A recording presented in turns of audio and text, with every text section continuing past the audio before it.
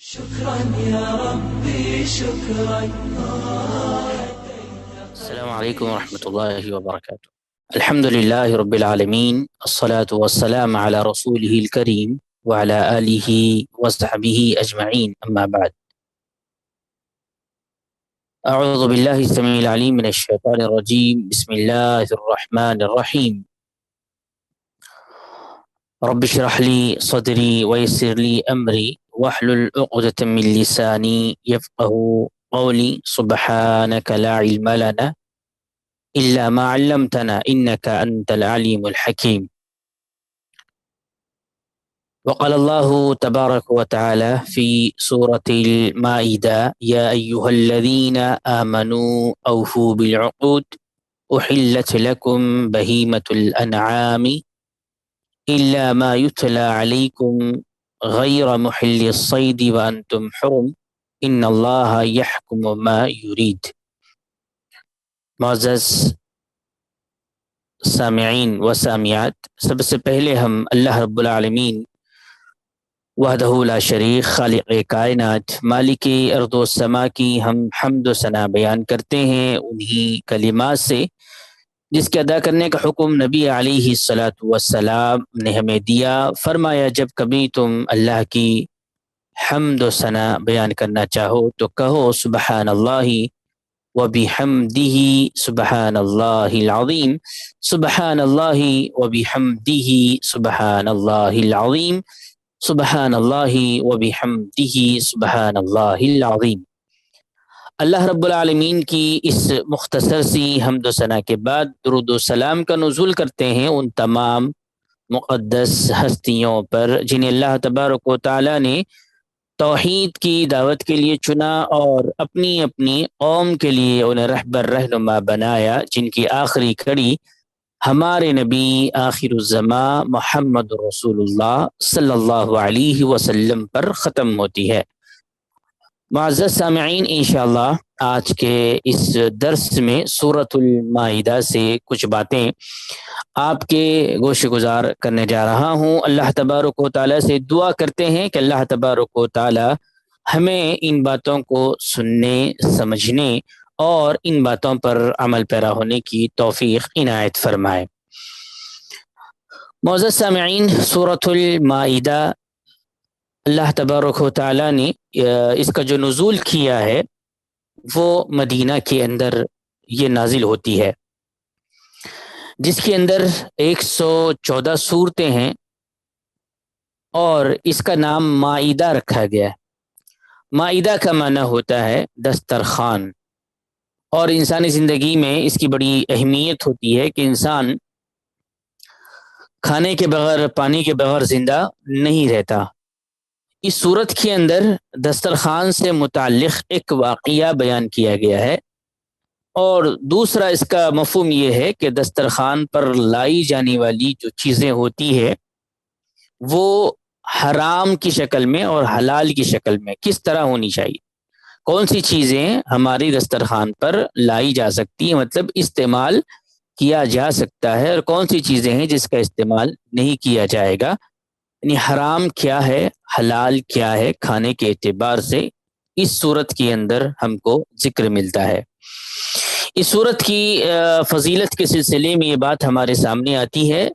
امام ترمذی رحمہ اللہ نے اس حدیث کو اپنی کتاب میں نقل کیا ہے، جس کے اندر عبداللہ بن عمر رضی اللہ عنہما سے ایک روایت ہے کہ یہ سورۃ المائدہ اور سورۃ الفتح زمانے نزول کے اعتبار سے آخری صورتیں ہیں، یعنی 114 جو صورتیں قرآن مجید میں پائی جاتی ہے ان تمام صورتوں میں نزول جو آخری طور پر آخری حصے میں جو نازل ہوئی وہ سورۃ الفتح اور سورۃ المائدہ ہے، جس کو آج ہم سمجھنے کی مختصراً کوشش کر رہے ہیں۔ اور ایک روایت ہم کو ملتی ہے جس کے اندر اما عائشہ رضی اللہ تعالیٰ عنہ بیان کرتی ہیں، حاکم نے جبیر بن نذیر سے یہ روایت کی ہے، وہ کہتے ہیں کہ میں نے حج کیا تو عائشہ رضی اللہ تعالی عنہا کے پاس گیا تو انہوں نے کہا کہ اے جبیر، کیا تم سورۃ المائدہ پڑھتے ہو؟ تو میں نے کہا ہاں۔ تو انہوں نے کہا کہ یہ آخری سورت ہے جو نازل ہوئی تھی، اس میں جو چیزیں حلال بتائی گئی ہے انہیں حلال جانو، اور جو حرام بتائی گئی ہے انہیں حرام جانو۔ یہ حدیث شیخین کے شرط کے مطابق بھی صحیح ہے، یعنی امام بخاری، امام مسلم رحمہ اللہ نے بھی اس کو صحیح قرار دیا ہے۔ اس سے یہ پتہ چلتا ہے کہ عائشہ رضی اللہ تعالی عنہا نے یہ بات بیان کی ہے کہ حلال اور حرام جو اس صورت کے اندر بیان کیا گیا ہے اس کو سمجھو اور اس کا استعمال کرو۔ اس کے علاوہ اور ایک حدیث ہم کو ملتی ہے جس کے اندر امام احمد، عبد بن حمید، ابن جریر، طبرانی رحمہ اللہ نے اس کو نقل کیا ہے کہ اسما بنت یزید سے اور عبید نے محمد بن کعب سے روایت کی ہے کہ سورۃ المائدہ حجۃ الوداع میں مکہ اور مدینہ کے درمیان نازل ہوئی ہے۔ تین طرح کی باتیں یہاں آ رہی۔ پہلی تو چیز یہ ہے کہ یہ مدینہ میں نازل ہوئی۔ دوسری چیز، عائشہ رضی اللہ تعالیٰ عنہ سے بات معلوم ہو رہی ہے کہ اس کے اندر جو حلال بیان کیا گیا ہے اس کو حلال جانو، جو حرام بیان کیا گیا ہے اس کو حرام جانو۔ تیسری چیز یہ معلوم ہو رہی ہے کہ یہ آخری وقت یعنی فتح مکہ کے بعد حجۃ الوداع کی مناسبت سے مکہ اور مدینہ کے درمیان اس کا نزول ہوا ہے، یعنی اللہ کے نبی صلی اللہ علیہ وسلم کے آخری زمانے میں اس سورت کا نزول ہوتا ہے۔ آئیے سب سے پہلی آیت پر ہم غور کرتے ہیں۔ میں نے سب سے پہلی آیت آپ کے سامنے ابتدا میں شروع کی۔ اللہ نے فرمایا یا ایھا الذین آمنوا اوفوا بالعقود احلت لکم بہیمۃ الانعام الا ما یتلی علیکم غیر محل الصید وانتم حرم ان اللہ یحکم ما یرید۔ اس کا ترجمہ ہے اے ایمان والو، اللہ سے کیے گئے اپنے عہد و پیمان کو پورا کرو، تمہارے لیے مویشی چوپاؤں کو حلال کر دیا گیا ہے ان کے علاوہ جو تمہیں بتائے جائیں گے، لیکن جب تم حالت احرام میں ہو تو شکار کے جانوروں کو اپنے لیے حلال نہ بناؤ، بے شک اللہ جو چاہتا ہے حکم دیتا ہے۔ اس آیت کے اندر اللہ تبارک و تعالیٰ نے مومنین سے خطاب کرتے ہوئے 5 باتوں کا حکم دیا ہے۔ سورۃ المائدہ کی پہلی آیت کے اندر ایک ایمان والے کے لیے 5 احکامات جاری کیے گئے ہیں۔ پہلا یہ ہے کہ مومن کو چاہیے کہ وہ عقود، عہد و پیمان کا پاس و لحاظ رکھے، یعنی جو وعدہ کرے اس وعدے کو مکمل کرے، نبھائے۔ دوسری چیز، جانوروں کے گوشت کی حلت بیان کی گئی، کون سے جانور حلال ہے اور کون سے جانور حرام ہے۔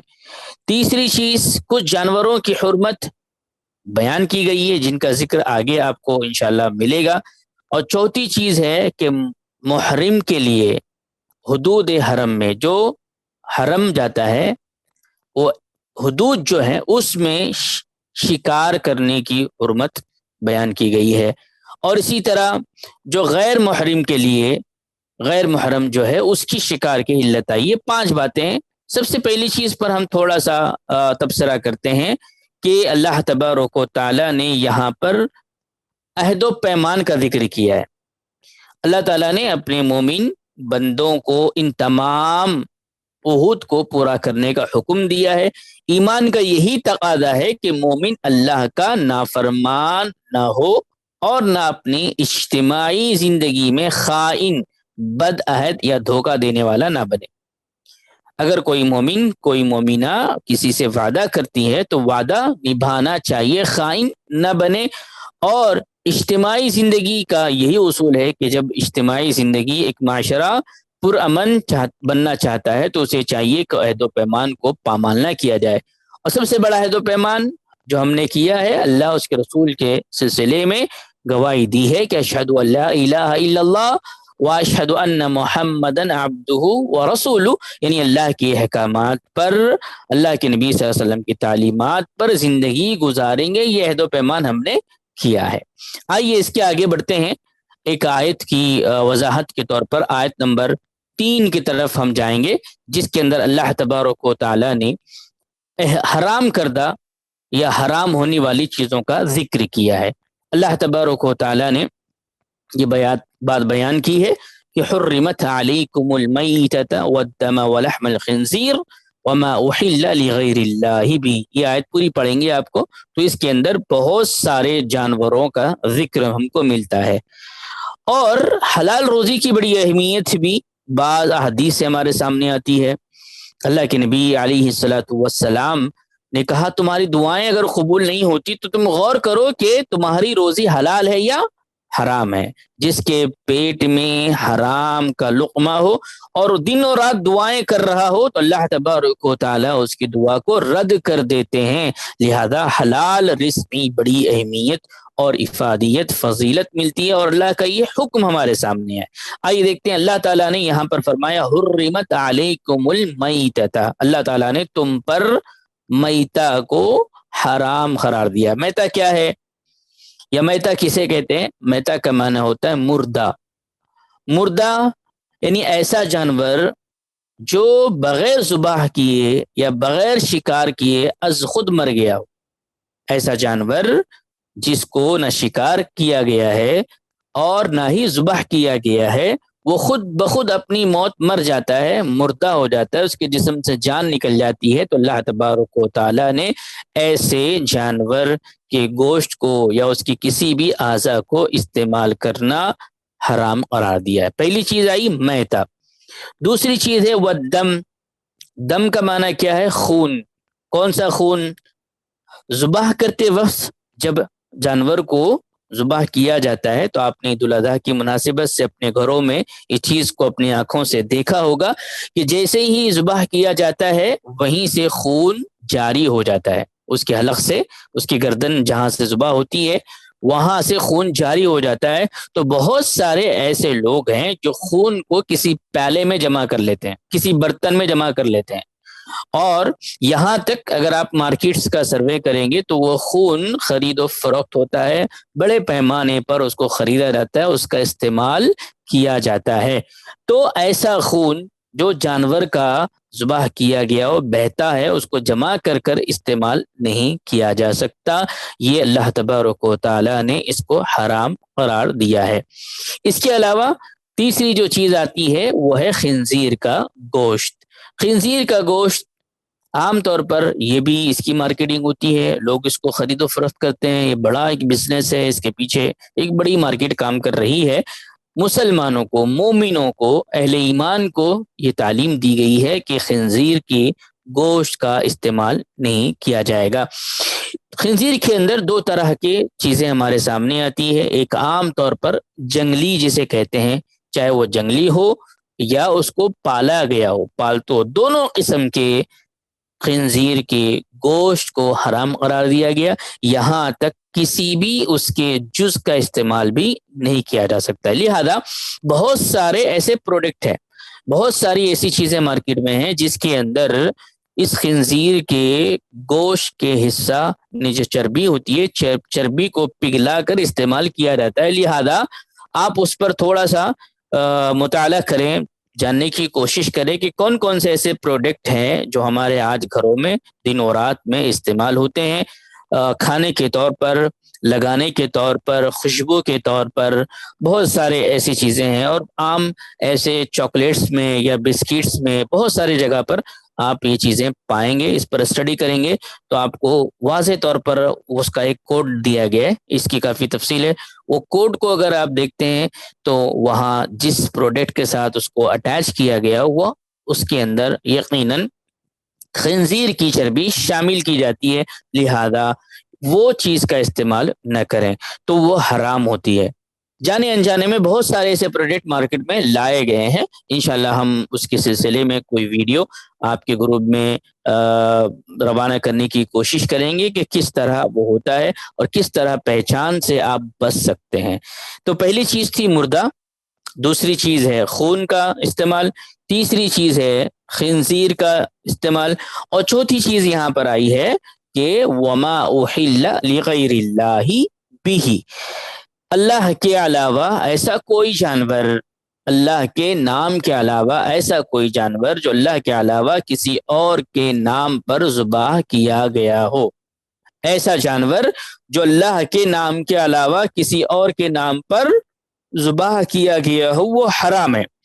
اکثر لوگ یہ کہتے ہیں کہ جب بھی ہم جانور کو ذبح کرتے ہیں تو بسم اللہ اللہ اکبر کہہ کر ہی ذبح کرتے ہیں۔ سوال یہ ہے کہ کیا ہر وہ جانور جو بسم اللہ اللہ اکبر کہہ کے ذبح کیا گیا وہ حلال ہے یا حرام ہے؟ تو اہل علم نے اس کے اندر وضاحت یہ کی کہ ہر وہ جانور جو اللہ کے نام پر ذبح کیا گیا ہو، اس کی نیت اللہ ہی کے نام پر ہو تو تب جا کر وہ حلال ہوگا۔ اس بات کو سمجھنا ہے کہ ہر وہ جانور جس کو بسم اللہ اللہ اکبر کہہ کر ذبح کیا گیا ہو، ذبح کرنے والے کی نیت اللہ کے لیے ہو یا تجارت کے طور پر ہو تو یقیناً وہ حلال ہے۔ اگر نیت کسی غیر اللہ کے لیے ہو، کسی اور کے لیے اس کی نیت ہو اور بسم اللہ اللہ اکبر کہہ کر ہی ذبح کیوں نہ کیا گیا ہو، اس آیت کے ضمن میں مفسرین نے یہ بات نقل کی ہے کہ وہ حرام ہو جائے گا۔ پھر ایک مرتبہ میں اس کو سمجھاؤں کہ ایسا جانور جس کو بسم اللہ اللہ اکبر کہہ کر تجارت کے غرض سے یا پھر اللہ کے نام پر ذبح کیا گیا ہو وہ حلال ہے۔ بغیر تجارت کے غرض سے اللہ کے نام کے علاوہ کسی نظر و نیاز کی غرض سے یا کسی اور شخص کی نیت سے ذبح کیا جا رہا ہو تو وہ حرام ہو جائے گا۔ اگر اس کی ترتیب میں آپ دیکھیں، اللہ نے پہلے خون کا ذکر کیا، مردے کا ذکر کیا، پھر خون کا ذکر کیا، پھر اسی طرح خنزیر کا ذکر کیا، اس کے بعد اللہ تبارک و تعالی نے غیر اللہ کے نام پر ذبح کیے جانے والے جانور کا ذکر کیا ہے۔ آئیے اس کے علاوہ اور کچھ جانوروں کا ذکر یہاں پر ہم کو ملتا ہے اسی آیت کے ضمن میں۔ پہلی ہے منخنقہ۔ منخنقہ کسے کہتے ہیں؟ ایسا جانور جو گلا گھونٹنے کی وجہ سے یا گلے کو گھونٹ کر مارا گیا ہو۔ آپ نے جانور کو خریدا، رسی سے باندھ دیا اور صبح اٹھنے کے بعد آپ نے دیکھا کہ وہ رسی سے گلے کو پھانسی پڑ چکی ہے اور مر چکا۔ ایک طریقہ یہ ہے، یہ حرام ہے۔ دوسرا یہ ہے کہ بہت سارے لوگ جانور کو ذبح کرنے میں یہ طریقہ بھی استعمال کرتے ہیں۔ تو ایسا جانور جس کو گلا گھونٹ کر مار دیا گیا ہو تو وہ حرام ہے۔ اسی کے علاوہ دوسری جو چیز ہمارے سامنے آتی ہے کہ وہ ہے موعودہ۔ ایسے جانور کو کہتے ہیں جو کسی لکڑی یا ڈنڈے سے مار مار کر ہلاک کر دیا گیا ہو۔ بہت سارے لوگ جانوروں کو بطور عبادت اس طرح کا، بہت ساری قومیں ایسے ہیں جو اس طرح کا عمل کرتی ہے، جانور کو درمیان میں کھڑے کرتی ہے، تیروں سے نشانہ بنا کر یا بھالوں سے نشانہ بنا کر یا لکڑی کے ذریعے نشانہ بنا کر اسے موت کے گھاٹ اتار دیا جاتا ہے، اس کے بعد اس کو تبرکن استعمال کرتے ہیں۔ تو ایسا جانور بھی حرام ہے، چاہے لکڑی کے ذریعے اس کو مار مار کر ہلاک کر دیا گیا ہو یا کسی ڈنڈے کے ذریعے سے مار مار کر ہلاک کیا گیا ہو یا کسی نشانے کے طور پر بطور نشانہ بنا کر مارا گیا ہو جس کا مقصد شکار نہ ہو بلکہ ختم کرنا ہو اور اس کو کھانا ہو تو وہ حرام ہے۔ کیونکہ یہ وہ چیزیں ہیں جو زمانے جاہلیت کے اندر بہت سارے لوگ کیا کرتے تھے، یہاں تک کہ کچھ لوگ بکری کو مار مار کر ہلاک کر دیتے تھے پھر اس کا گوشت کھاتے تھے۔ تو اسلام نے ذبح کا طریقہ بیان کیا ہے کس طرح کوئی جانور کو ذبح کیا جائے گا۔ اس کے علاوہ متردیہ کا ذکر آتا ہے۔ متردیہ کا مطلب کیا ہوتا ہے؟ وہ جانور جو پہاڑ سے نیچے گر کر مر گیا ہو۔ آپ نے اپنے ٹیریس پر کسی جانور کو باندھا، اوپر سے گرا اور مر گیا، یا کسی پہاڑ پہ چڑھا اور گر گیا، چراگاہ کے پاس پہنچا، خود بخود اوپر سے گر گیا ہو اور مر گیا ہو۔ مردہ ہی ہے لیکن اس کے اندر وضاحتیں آئیں یہ کس طریقے سے۔ بہت سارے لوگ سمجھتے ہیں ابھی گرا ہے، مردہ ہو جائے، جان نکل جائے تو وہ حرام ہو جائے گی۔ اس کے بعد ہے نطیحہ، وہ جانور جو کسی دوسرے جانور سے سنگ مار کر ہلاک ہو گیا ہو۔ تاجر لوگ اس بات کو جانتے ہیں کہ جب جانور خریدے جاتے ہیں ان کو یہاں سے وہاں ٹرانسفر کیا جاتا ہے یا اس کو لایا جاتا ہے، درمیان میں ایک جانور دوسرے جانور کو مارتے ہیں اور ہلاک ہو جاتے ہیں، تو ایسے جانور کو بھی حرام قرار دیا گیا ہے۔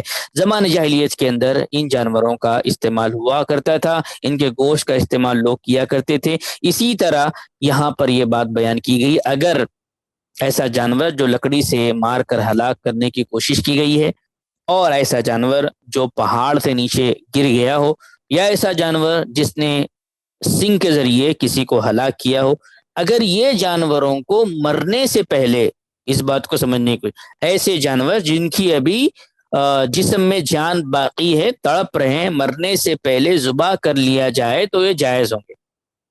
کون کون سے جانور؟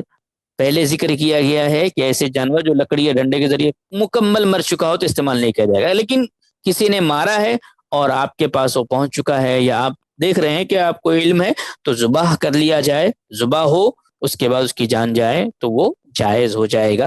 اسی طرح وہ جانور جو کسی جگہ سے گرا ہو اور گرتے ہی آپ نے اس کو دیکھا ہے اور آپ اس کو ذبح کرتے ہیں تو الحمدللہ ذبح ہو جاتا ہے، اس کی جان باقی ہو پہلے ذبح کرنے سے پہلے تو وہ حلال ہو جاتا ہے۔ اسی طرح ایسا جانور جو آپس میں لڑتے ہوئے گر گیا لیکن جان باقی ہے، آپ اس کو ذبح کرتے ہیں تو وہ حلال ہو جاتا ہے۔ ابن عباس اور علی بن ابی طالب رضی اللہ تعالیٰ عنہ اور جمہور فقہا کا یہی مذہب ہے کہ اس صورت میں ان جانوروں کو حلال قرار دیا جائے گا۔ تو آیت نمبر 3 کے اندر ماشاءاللہ کافی کچھ باتیں اللہ تبارک و تعالیٰ نے میتا، دم، لحم الخنزیر اور ما احل لغیر اللہ بھی کا ذکر کیا ہے۔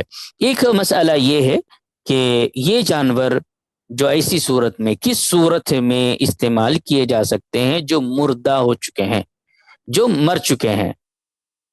تو اضطراری حالت میں اسلام نے صرف اور صرف جان بچانے کے لیے، بہت سارے لوگ یہ سمجھتے ہیں کہ حرام مجبوری تھی، لاچاری تھی، فلاں تھا۔ شریعت اسلام میں صرف اور صرف اضطراری شکل میں، یعنی ایسی شکل یا ایسی صورت یا ایسی حالت جب اگر انسان کوئی لقمہ نہ کھائے تو موت کے گھاٹ اتر سکتا ہے، یعنی مر سکتا ہے، یہ کیفیت اگر ہو، وہاں دوسری کوئی چیز میسر نہ ہو مردے کے علاوہ، یعنی حرام کے علاوہ، تو صرف اور صرف جان بچانے کے لیے، جان کی بڑی اہمیت ہے اسلام کے اندر، جان بچانے کے لیے صرف چند لقمے اس میں سے کھا سکتا ہے، یعنی حرام سامنے ہے اور جان جانے کی نوبت ہے۔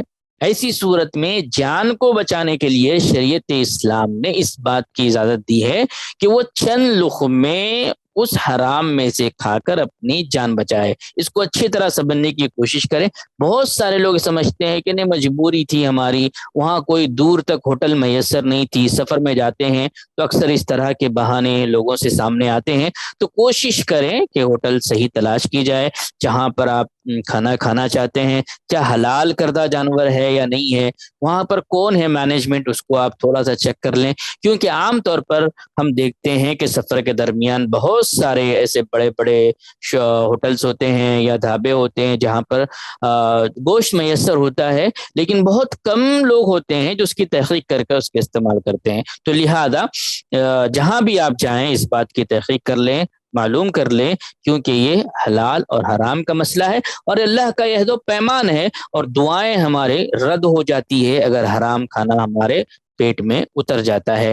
تو اضطراری حالت میں ہی شریعت اسلام نے جان بچانے کے لیے کچھ لقمے کھانے کا حکم دیا ہے۔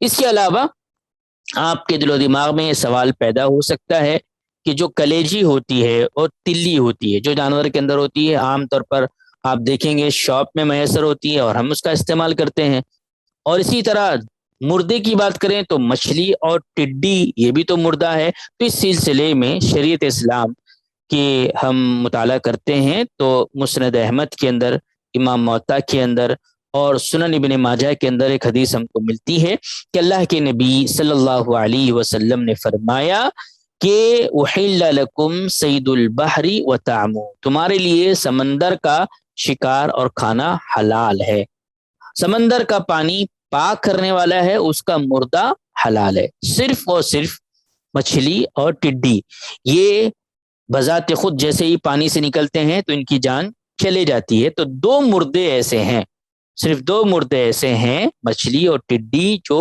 حلال ہے، اور دو خون آپ کلیجی اور تلی کو دیکھیں گے تو یہ بھی خون کی ایک شکل ہے۔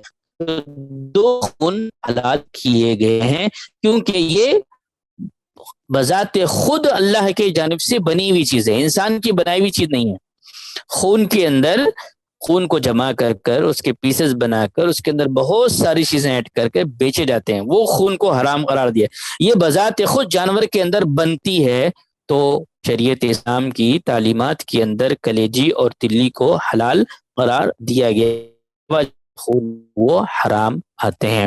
اسی طرح اگر آپ خون چڑھانے کی بات کرتے ہیں تو وہ مسئلہ اور ہے۔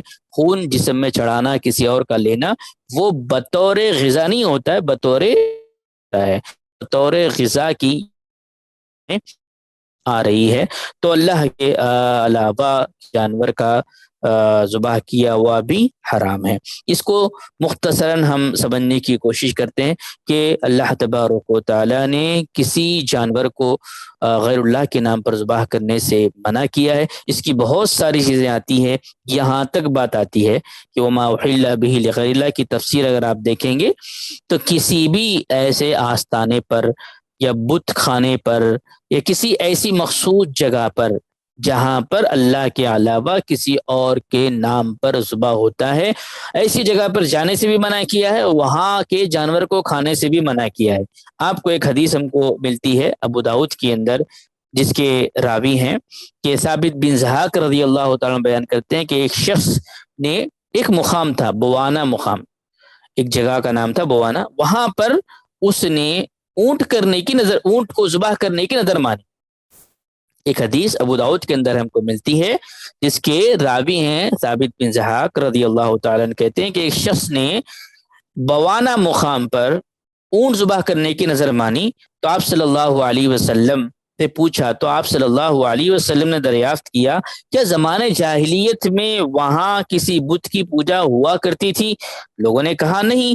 کہا وہاں جاہلیت میں کوئی عید منائی جاتی تھی؟ تو لوگوں نے کہا، تو آپ نے کہا ہاں، تو لوگوں نے کہا کہ آپ عید منانے کی ذکر آیا اور ایک چیز آئی ہے وہ ہے زمانے جاہلیت کے اندر وہاں پر اللہ کے علاوہ کسی اور کے جانور کو ذبح کرنا۔ یہ دونوں چیزیں آپ نے پوچھی، کہا کہ ہاں تو وہاں پر نہیں منائی جاتی تھی، نہیں ہوتا تھا، تو آپ نے کہا کہ ٹھیک ہے جاؤ، کوئی مسئلہ نہیں ہے، آپ وہاں پر اپنی نظر پوری کر سکتے ہیں جو اللہ کے لیے کی گئی تھی۔ اس کو اور اچھی طریقے سے سمجھنے کی کوشش کریں، ایسی کوئی جگہ جہاں پر اللہ کے علاوہ کسی اور کے نام کے جانور ذبح ہوتے ہیں، ایسی جگہ پر نظر و نیاز کے جانور کو بھی ذبح نہیں کیا جائے گا، اور نظر و نیاز اللہ کے لیے ہوتی ہے۔ تو ایسی جگہ جو مشکوک ہے، شک والی ہے، جہاں پر اللہ کے علاوہ کسی اور کے نام کے جانور ذبح کیے جاتے ہیں، وہاں جانور کو ذبح کرنے سے منع کیا گیا ہے۔ لہذا یہ حدیث ہم کو بتاتی ہے کہ اللہ کے علاوہ کسی اور کے نام پر جانور ذبح ہوتا ہے وہ حرام ہے، چاہے کسی بھی طور پر اس کو کیا گیا ہے۔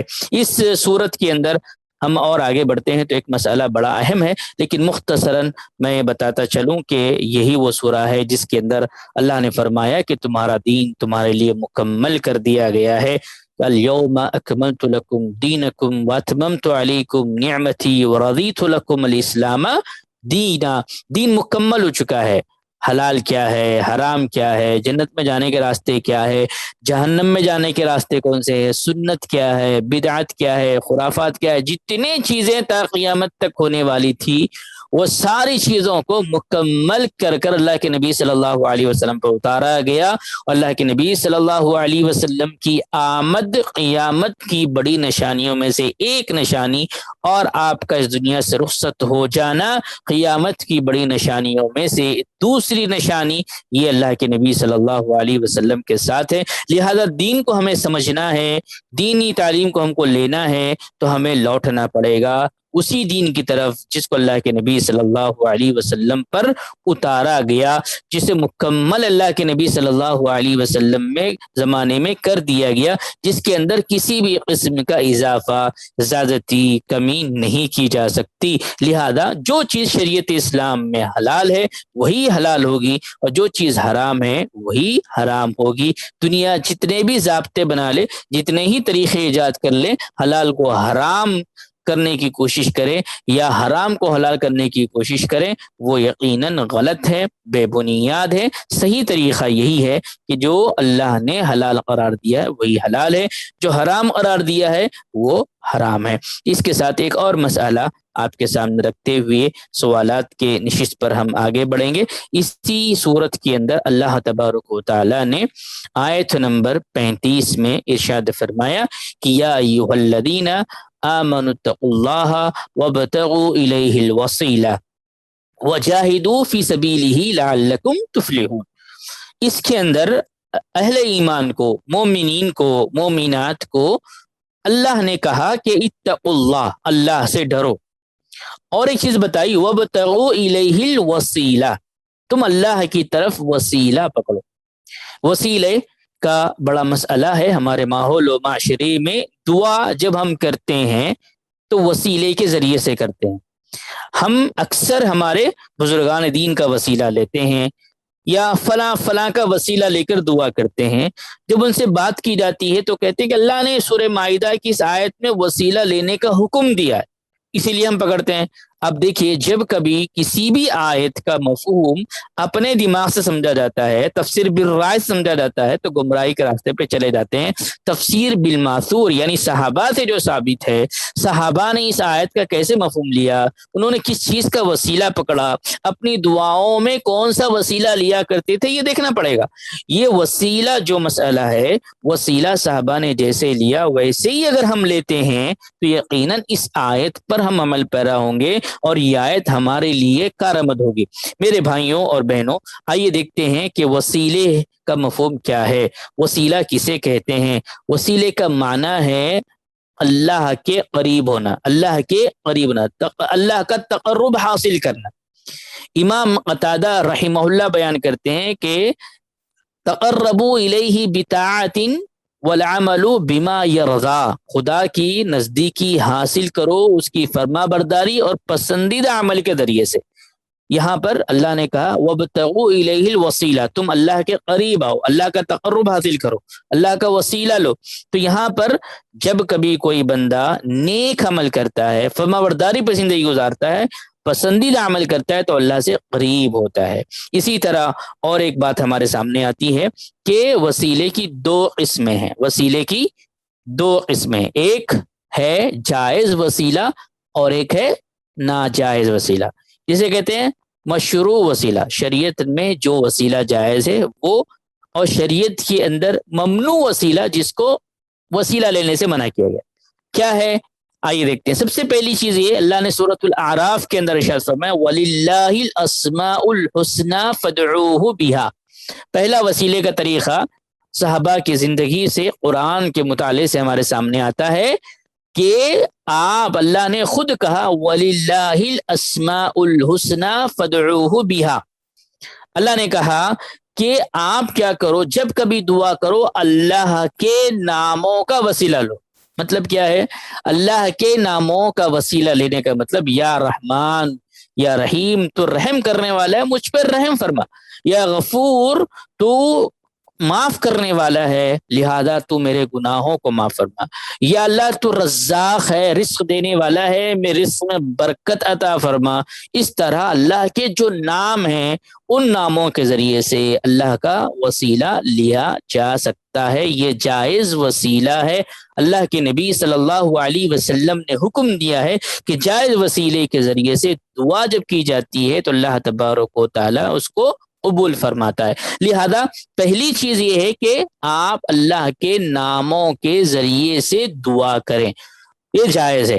بہت سارے لوگ یہ کہتے ہیں کہ میں گناہ گار ہوں، میں سیاکار ہوں، مجھ سے بہت سارے گناہ ہوئے ہیں، اللہ کے پاس جاؤں گا، دعا کروں گا تو بغیر ریکمنڈیشن کے کیسے میری دعا قبول ہوگی، بغیر وسیلے کے کیسا قبول ہوگی؟ میری ماں اور بہنوں، اس بات کو سمجھنے کی کوشش کریں، پوری ذریت، پورے اللہ کی مخلوق میں، پورے مخلوق میں، چاہے وہ جن ہو، انس ہو یا فرشتے ہو، آپ دیکھیں ان تمام میں، فرشتے تو لا یعصون اللہ ما امرهم ویفعلون ما یؤمرون، وہ کبھی گناہ نہیں کرتے، نافرمانی نہیں کرتے۔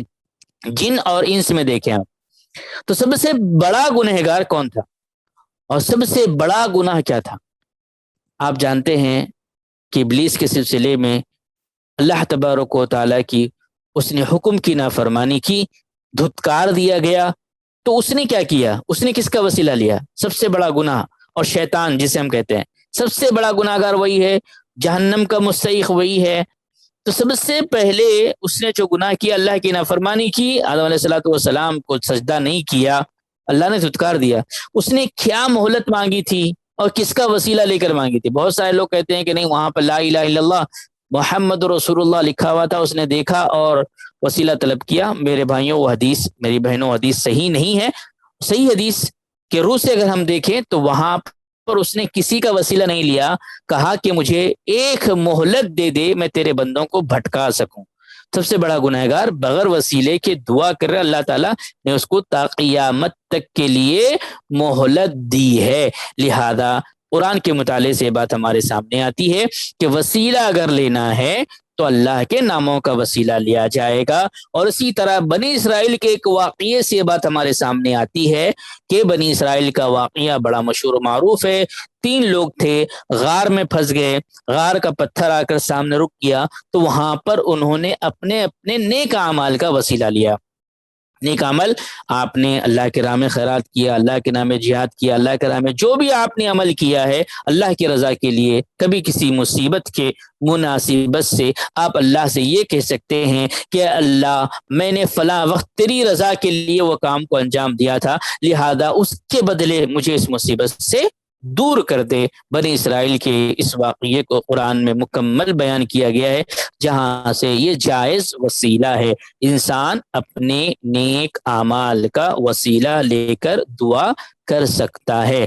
اب ممنوع وسیلہ کیا ہے جس سے منع کیا گیا ہے؟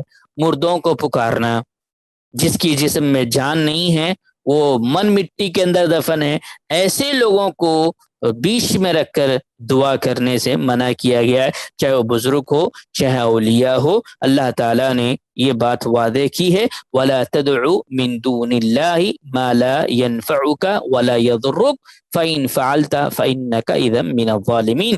یہاں تک سورہ یونس کی اس آیت میں اللہ نے کہا تم اللہ کے علاوہ دوسرے لوگوں کو مت پکارو جو تمہیں نہ نفع پہنچا سکتے ہیں اور نہ نقصان۔ اگر تم نے ایسا کیا تو تمہارا شمار ظالموں میں ہوگا، یعنی تم مشرک ہو جاؤ گے۔ یہاں پر اللہ تعالیٰ نے اللہ کے نبی صلی اللہ علیہ وسلم سے کہا کہ وَلَا تَدْعُ مِن دُونِ اللَّهِ مَا لَا يَنفَعُكَ وَلَا يَضُرُّكَ، تم اللہ کے علاوہ کسی اور کو مت پکارو، اگر تم پکارو گے تو تمہارا شمار ظالموں میں ہوگا اور تم مشرک ہو جاؤ گے۔ لہذا ہم آئے دن دیکھتے ہیں ہمارے ماحول اور معاشرے میں مصیبت کے وقت، پریشانی کے وقت، آفت کے وقت، ولادت نہ ہونے پر بچے کے رزق میں برکت نہ ہونے کی وجہ سے ہم دیکھتے ہیں کہ بہت ساری بہنیں اور بھائی اللہ کے در کو، اللہ کے وسیلے کو چھوڑ کر کسی اور کے وسیلے کے ذریعے سے دعا کرتے ہیں۔ تو لہذا یہ بات یہاں پر سکھائی گئی کہ دعا کے سلسلے میں اللہ نے خود فرمایا سورہ بقرہ کی آیت نمبر 186 کے اندر کہ وَإِذَا سَأَلَكَ عِبَادِي عَنِّي فَإِنِّي قَرِيبٌ، اے میرے بندوں، اے محمد صلی اللہ علیہ وسلم، میرے بندوں سے کہہ دو کہ جب وہ مجھے پکارتے ہیں تو میں ان کے شیرک سے بھی قریب ہوتا ہوں۔ یہاں پر کسی کے ریکمنڈ کی ضرورت نہیں ہے، اللہ تعالیٰ سنتا ہے، اس کی شایان شان ہے۔ جیسا کہ ہم نے سورۃ الفاتحہ کی ابتدا میں دیکھا، اس کی کوئی مثال نہیں، اس کی کیفیت نہیں، اس کے بارے میں ہم تحریف نہیں کرتے اور تعطیل نہیں کرتے۔ اللہ سنتا ہے، کیسے سنتا ہے؟ اس کی شایان شان ہے۔ قرآن نے بتایا کہ بغیر کسی وسیلے کے آپ ڈائریکٹ اللہ سے دعا کر سکتے ہیں۔ اور ایک حدیث ہم کو ملتی ہے کہ انکم ایکم تدعون سمیعا قریبا وہو معکم، زندوں سے دعا کی ایک درخواست ہم کو ملتی ہے۔ اور یہاں پر امام مسلم رحمہ اللہ نے کہا کہ مردوں سے بجائے زندوں سے جائز، زندوں سے آپ ریکمینڈ کر سکتے ہیں۔ اس کی بھی تھوڑی سی وضاحت کر دوں۔ اس کا مطلب یہ ہے کہ اگر آپ میں کوئی نیک بخت ہے، تقوی، پرہیزگاری اختیار کرتا ہے، صالح ہے، تو آپ ان سے ریکویسٹ کر سکتے ہیں کہ آپ میرے حق میں دعا کیجئے، آپ میرے لیے دعا کیجئے، آپ میری اس دعا میں اپنے آپ کو شامل کیجیے۔ جس طرح یہ بات ہمارے سامنے آتی ہے کہ اگر حالات بگڑ جائیں، بارش نہ ہو، خیز سالی ہو جائے، کھانے کو کھانا نہ ہو، تو وقت کا ہمارے پاس جو درمیان میں نیک آدمی جو ہے، مومن جو ہے اور متقی جو ہے، اس کو آگے بڑھا کر اس کی دعا اس سے کروائی جائے گی، تو ممکن ہے کہ ایسی شخص کی دعا اس بندے کے حق میں قبول ہوگی جو نیکوکار تھا، متقی تھا، نمازی تھا، دنیا سے چلا گیا، مردہ ہو چکا ہے، تو وہاں پر ان سے کوئی دعا نہیں کی جائے گی، ان سے وسیلہ نہیں لیا جائے گا۔ زندوں کے وسیلے کی بات آتی ہے، وہ بھی ایسے شخص جس پر سب کا یقینی کیفیت ہو کہ یہ واقعی متقی ہے، پرہیزگار ہے، نیکوکار ہے، عمل صالح کا داعی ہے، تو ایسی صورت میں ہم کر سکتے ہیں۔ تو 3 باتیں ہمارے سامنے آئی۔ پہلی چیز یہ ہے کہ آپ اللہ کے ناموں کے ذریعے سے وسیلہ طلب کریں۔ دوسری چیز یہ ہے کہ آپ اپنے نیک اعمال کے ذریعے سے وسیلہ لیں۔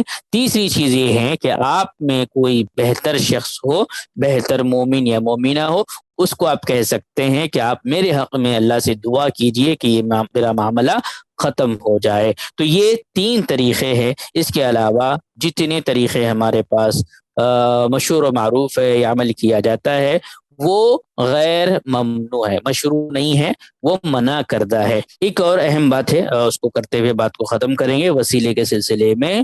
کیا اللہ کے نبی صلی اللہ علیہ وسلم کا وسیلہ جائز ہے؟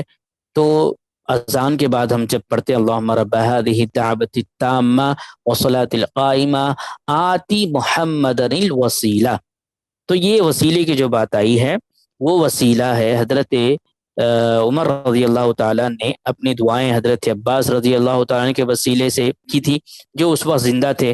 نبی کریم صلی اللہ علیہ وسلم کو آپ کے موت کے بعد وسیلہ نہیں بنایا گیا، کیونکہ اللہ تعالیٰ نے کسی انسان کے واسطے کا محتاج نہیں ہے۔